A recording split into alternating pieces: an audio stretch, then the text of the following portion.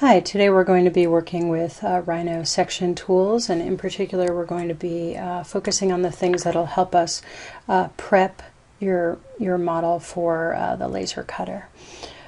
So the first thing to know about section tools, which you'll find up here in a panel in the menu for Rhino, is that they section up your model. So last semester you worked with Rhino and you did individual sections through your models using the regular Rhino section command, and here the tool is something that updates your section as you work, so you can create singular updatable sections that respond as you move your section around and as your model changes.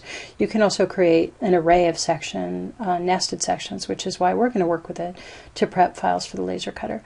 So the first thing is just to take a look at what some of the things that you can do.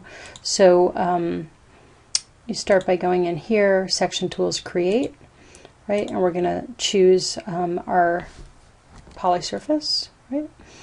Press enter, and then you have a whole bunch of choices. So not to get too overwhelmed here, the first thing is obviously, and all of these are clickable, do you want to work in the x-axis or the y-axis? For now we'll start with the x. Actually, you know what, we're gonna start with the y.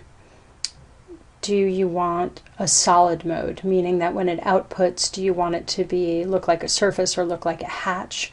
Let's just walk through that, although in general, when we do things, we want none. We want an outline, right? Either because we're going to output it to the laser cutter where we're going to cut the outline, or we're probably going to be exporting a lot of our sections into Illustrator and then handling them there for post-production.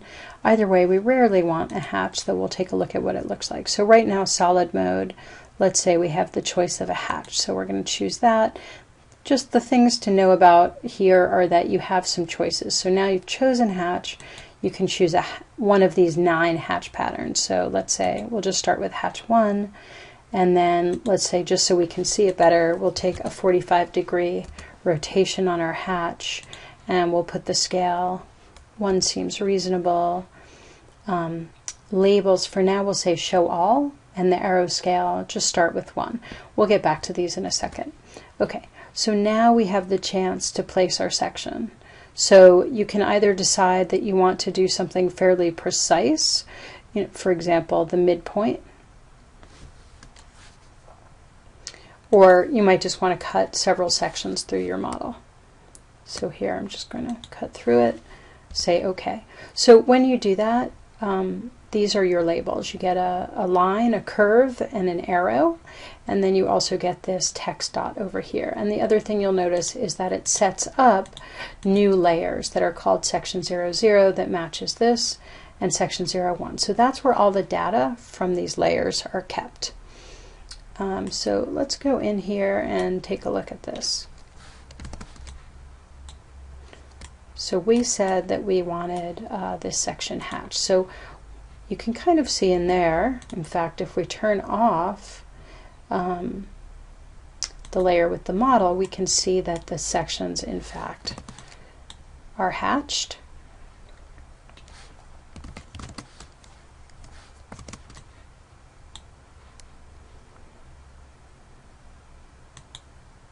Right, and the next thing that we can do if we'd like, so just let's come over here and set up 4 viewports. Okay, so one of the other choices that you have in here under section tools is you can clip to the section that you just created, right? So now I have 2 sections. When I select something, it says list, so I can choose 00 or 01. I'm going to start with choosing 01, and I'm going to go in here. You see it's highlighted right now. I'm going to say clip it. I don't want to set the viewport to it, and I don't want to set the C-plane to it. And then it says select the viewport where I want to clip it. So I'm just going to clip it in the perspective one, so you can see that I clipped it on that side, because that's the direction that the arrows are going in. Right? I could go back now and I can edit these. So let's say I want to edit the section. I want to edit 01. And I could say I want to flip that, right? So now I'm going to be looking, I've just turned that section, now I'm looking at the other side.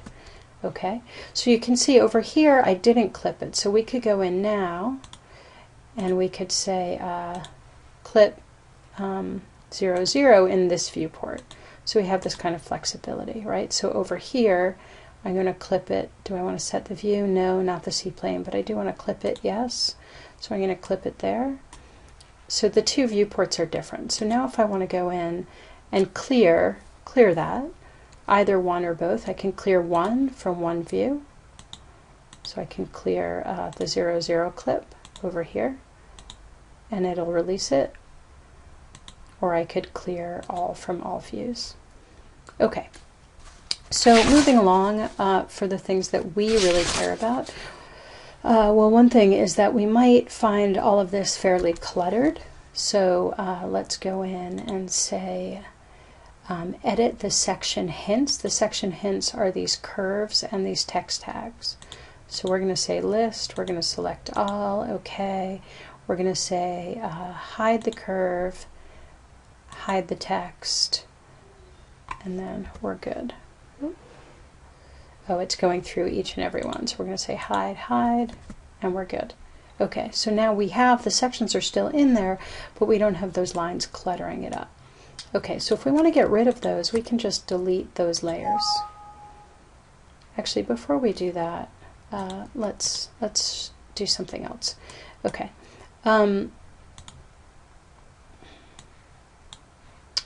So the next thing that we can do is we can make a 2D layout. So we can take these sections, we're going to start with the 0, 0, 1, and we're going to put this over here. Now we have this text tag which scales. It's not going to print, but it's going to scale as we zoom in and out. So if we find that distracting, then what we can do is you can see as we lay those out in 2D, we're actually getting these sub layers. This one has the curve on it, but so we can go into this active curve, and if we click on this, we can see on that layer are two things. There's a curve and there's a text dot. So we can actually move that text dot around. We can also just erase it if we're finding it distracting. Okay, so here's an important thing, right? We can come in and we can move these sections around.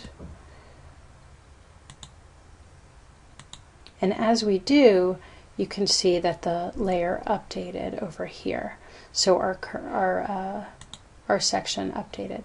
So if you're working on an architectural project, you have 5 or 6 major sections that you're interested in, you could keep these over to the side, and as your model changes, these are going to dynamically update. So that's if we choose this singular 2D layout. It's going to do that for us. And you know, because you're going to have these extra sub layers over here that are going to do that. So by contrast, if we want to do, so let's erase these now and go for the array. So we're going to get rid of these layers. Do we want to delete them? Yes, yes to all. So we got rid of all of those.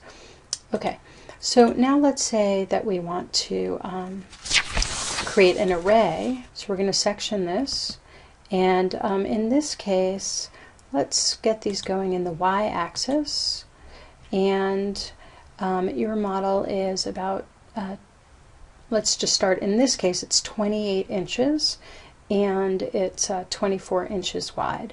So I'm going to be working with 1/8 inch chipboard. I'm going to double that up so that it's actually 1/4 inch, and then I want a 1/4 inch gap between it because we're working at a 3-inch scale. So in this case, I'm going to say, since it's 24 inches wide, I'm going to double that and have 49, plus 1, 49 sections. I want the spacing to be 1/2 inch apart. I don't want a solid mode. For now, I don't want to see those text tags. I just want to see the curves. The arrow scale, that seems really big. So I'm going to take this back down to 1. And otherwise, this looks good. So I'm going to stick that there. You can see these 49 layers that are forming over there. And if we come in here, we can see that it's been chopped up into 1/2 inch increments. Okay, so our next step is that we're going to nest the 2D layouts for these guys, okay? So I'm just going to start with a few because I can do my own calculations and know that at the scale that we're going to be working at, each of these pieces, they're 28 inches in real life, and we're working at 3" equals a foot scale, or about 25% of the real size, 1/4 of the real size. I know they're going to be 7 inches, and I know that on our laser cutter we can cut up to a 29" sheet of material. So I know that I can fit 4 in each row. Okay, so I'm going to choose the first 4, and I'm going to say okay. I'm going to start here. Here's my choices: show solids, no; arrange horizontal, yes; spacing, I actually want a 0 spacing because I want to be really efficient about my material. So I'm going to put these right here, and what you can see is that I just laid out 4 right here. So now I'm going to go, I happen to know, right, that our model is, our piece is 2 inches thick. So I know that if I come in and I choose the next 4, so numbers 4, 5, 6, 7, I can say okay. I can put them at the same base point, and then I can move them, let's say 2 inches. Right? And that way I can be really efficient about my cutting. If I want to give it a little more space, maybe I could say 2 1/4 or 2 1/8 so that I don't have the laser cutter burning out any lines. But I might go through this and just build up, you know, a whole bunch of these so that I can be really efficient about my layouts. There are ways to do this in Grasshopper, but I think for now we'll just manually do it for this project. Okay, so if I put these down here, then what I can do is move them 4 inches. And again, you could start just with a list of set of tick marks over here so that you could just place them each and every time. For now, I'm just doing it manually. Okay, so now I have a bunch of these built up. So now, because we're in Rhino, we're working at real scale over here. This is really 24" by 28", which is the scale of the piece that we're working on in this project hypothetically. But when we go to cut these out, we want these to be 3 inches equal a foot, or 1/4 the real size. So what I'm going to do right now is I'm just going to scale all of these, and I'm just going to say 0.25. So this is really the size of what we're going to do on the laser cutter. Just going to zoom in on this. And then the next thing that we can do is we can select all of these, and we can export the selected, and I'm going to call these warm-up section cuts, and I'm going to save them as a DXF file, AutoCAD Drawing Exchange. Okay, so I'm going to save that file. And then in our next video, we're going to open this up in SmartCarve, our laser cam software, and show you what to do with that.